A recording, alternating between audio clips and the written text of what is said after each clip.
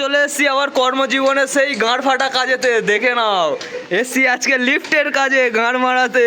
এই বিল্ডিং ওপর থেকে কিছু যদি এই ওয়েট যার কেজি হচ্ছে 45 থেকে 60 কেজির মধ্যেই আছে।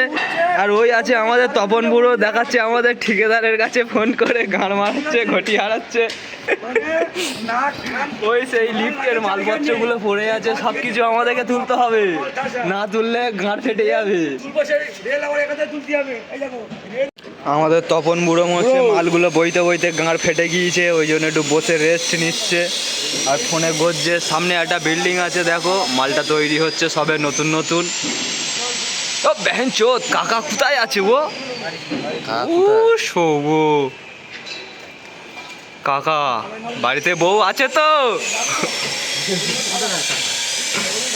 ওই তো মারা সেই ওপারে সিঙ্গেল দুটো রডের ভিতর কেউ দাঁড়িয়ে আছে, দেখ না চোদ পড়লি তো মারা গাঁড়ে উঠে যাবে।